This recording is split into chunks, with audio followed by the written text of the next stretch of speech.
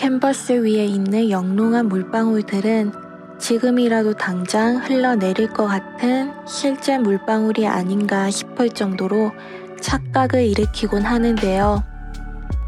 이 물방울 그림들만 50여 년간 그린 작가가 있습니다. 바로 물방울 화가 김창렬입니다. 얼마 전 1월 5일 92세 나이에 타계하셨다는 소식에 그의 물방울 그림들을 이전부터 좋아한 저 또한 안타까운 마음이 들었어요. 김창렬은 1929년 평안남도 맹산군에서 태어나 어린 시절 할아버지에게 서예를 배운 그는 붓글씨를 통해서 회화를 접했고 광성보고 시절 외삼촌으로부터 데생을 배우기 시작하면서 화가가 되기를 결심하였다고 합니다. 1945년 16살의 월남에 익회대가 운영하던 성북회화연구소에서 그림을 배웠습니다. 검정고시로 1948년 서울대 미대에 입학하였으나 한국전쟁이 벌어지면서 학업을 중단했다고 해요. 전쟁이 끝난 후에도 학교로 돌아가지 못했지만 본격적으로 화가로서의 활동을 시작하게 됩니다. 1957년 박서보, 하인두, 정창섭 등과 현대미술가협회를 결성하고 한국의 급진적인 앵포름의 미술운동을 이끌었습니다. 여기서 앵포름의 미술운동은 두꺼운 질감과 거친 터치로 일정한 형태가 없는 무정형의 작업을 통해 작가의 감정을 표현해 일명 뜨거운 추상이라고 불린다고 합니다. 기하학적 추상인 차가운 추상의 반대 개념으로 생각하시면 될 듯해요. 이 운동은 현대 모더니즘의 기초를 열었다고 할 수 있습니다.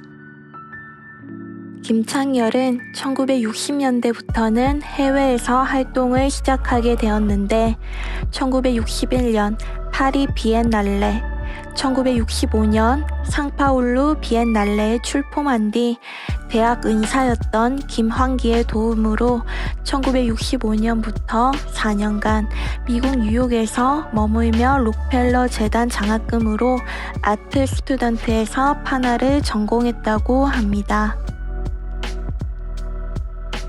뉴욕에서 머무는 동안 변변치 않은 일거리로 생계를 유지하며 살았다고 하는데 그때 일거리 중 하나가 스프레이로 넥타이의 문양을 뿜어 그리는 거였다고 해요. 이후에는 백남준 도움으로 1969년 제7회 아방가르드 페스티벌에 참가하고 이를 계기로 프랑스 파리에 정착하게 됩니다. 김창렬은 1971년 파리 근교 마곡간에 살았을 당시 화장실이 없어 밖에서 물통을 만들어 놓고 세수를 했는데 어느 날 아침 세수하려고 물을 담다 옆에 뒤집어둔 캔버스에 물방울이 튀었다고 합니다. 햇빛에 비친 캔버스 위의 물방울들을 우연히 보면서 영감을 받아 물방울을 그리기 시작하게 되었다고 해요. 김창렬은 물방울이 탄생하고 2년이란 시간이 지난 후 1973년 파리에서 물방울을 선보이는 첫 개인전을 열게 됩니다. 파리 첫 개인전을 통해 물방울 작품을 선보인 후 2016년까지 한국, 프랑스, 독일, 일본, 미국 등에서 총 80회 이상의 개인전을 가질 정도로 평생 동안 작품 활동을 활발하게 해왔습니다. 김창렬은 프랑스와 한국을 오가며 양국 문화 교류 저변 확대에 기여한 바를 인정받아 1996년 프랑스 문화예술공로훈장 슈발리에를 받았습니다. 이후에는 2013년 대한민국 은관문화훈장을, 2019년 프랑스 문화예술공로훈장 오피시엘을 받기도 했어요. 김창렬은 오랜 프랑스 생활에도 불구하고 한국 전쟁 이후 경찰 생활을 제주도에서 잠깐 할 때 추사 김정희 선생과 이중섭 화백에 대한 감동과 가치를 여전히 잊지 못한다고 했습니다.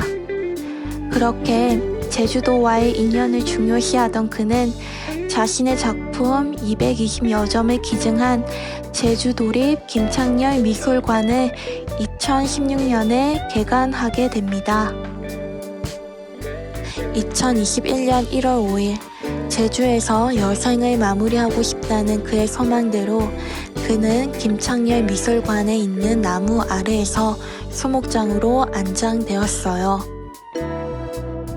김창렬의 시대별 작품의 흐름을 살펴보면 1950년대에서 1960년대 앵포름의 시기, 4여년 동안의 미국 뉴욕 시기, 프랑스 정착 초기부터 물방울의 탄생, 회기 시리즈로 흘러가게 됩니다. 김창렬은 한국 전쟁을 겪으면서 두려움에 떨었던 기억과 중학교 동창들과 어린 누이 동생을 잃은 슬픔 등 한국 전쟁으로 인한 상처가 평생 가슴속에 남아 있다고 합니다. 1950년대, 1960년대 작품에는 이러한 실존주의가 담겨 있는데 형태도 없이 두텁게 물감을 뭉갠 흔적과 강렬한 색감, 거친 붓터치는 그의 상처와 고통을 나타내고 있는 것 같아요. 상흔과 제사는 앵포름의 기법으로 사용한 그의 초기 작품으로 전쟁으로 인한 슬픔과 고통, 두려움, 비통함을 붓터치 속에서 표현되고 있습니다. 1970년대에는 김창렬이 파리에 이주한 이후의 시기로 평생의 화두가 된 물방울이 탄생하게 되는데요. 여러 그림들에서 단일한 모티프인 물방울이 등장하기 시작하며 하나 혹은 다수의 물방울이 캔버스의 다양한 위치에서 나타나게 됩니다. 초창기 물방울을 그리기 시작했을 때는 프랑스 신문지 위에 그렸다고 해요. 활자 위에 물방울을 그려 넣으면 더 투명한 느낌이 살아나게 되는데 흰 종이에 그리는 것보다 훨씬 좋다고 합니다. 후에 이것이 캔버스로 바뀌었다고 하네요. 1980년대에는 마대의 거친 표면에 물방울을 극사실적으로 표현했습니다. 거친 마대가 주는 질감과 그 거친 표면에 실제로 존재할 수 없는 물방울을 극사실적으로 표현함으로써 더 이상 물방울이 아니게 된 것이라는 해석도 있어요. 문자 위에 맺힌 물방울들은 허와 실, 음과 양, 무한과 유한의 사상을 암시한다고 합니다. 1980년대 중후반부터는 한자체나 색점, 색면 등을 통해 구체적인 동양의 정서를 표현하려 했습니다.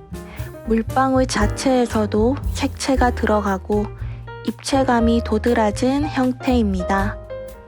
해체 연작을 통해 직접적이고 구체적인 동양의 정서를 담았다고 해요. 90년대의 회기 시리즈는 어릴 때 할아버지로부터 배운 천자문을 직접 배경 위에 쓰고 나서 그 위에 투명한 물방울들을 그려 넣었습니다. 배경에 한자를 쓰는 이유는 어린 시절 기억 때문이라고 합니다. 할아버지로부터 배운 천자문을 신문지 위에 붓글씨로 쓰던 기억이 향수로 남아있다며 어릴 때부터 익힌 글씨이기도 하지만 단어 하나하나 뜻이 있고 깊이가 있어 조형성을 가지고 있기 때문이라고 합니다. 환갑이 지나면서 작품의 제목을 회기로 정한 것에 대해 김창렬은 환갑이라는 것이 어찌 보면 인생의 한 고비를 넘기는 시점인 만큼 그걸 지나면 다시 태어나고 또 새로 시작하고 원점으로 돌아갈 수 있으니까 라고 설명합니다. 김창렬은 자신의 작업을 초기 물방울 회화에서 물방울은 전쟁으로 인한 상실감과 정신적 고통을 극복하는 정화와 치유의 수단이었다라고 표현합니다. 물방울을 그리는 행위는 모든 것을 물방울 속에 용해시키고 투명하게 무로 되돌려 보내기 위한 행위이며 분노도, 불안도, 공포도 모든 것을 허로 되돌려 보내기 위한 행위가 작업이라는 말로 표현하기도 해요. 이렇게 그가 살아온 시대의 이야기들을 비워내고 승화시킨 결과물이 물방울이 아닐까 싶어요. 그의 물방울 작품에 대해 어떤 이들은 극사실주의라고 평하기도 하고 또 다른 어떤 이들은 초현실주의라고 평하기도 합니다. 그가 어떤 화파에 속하던 간에 그의 물방울 그림들은 우리에게 비움의 미학인 동양의 정신을 일깨워 주는 것만으로도 엄청난 가치를 지니고 있음은 분명합니다.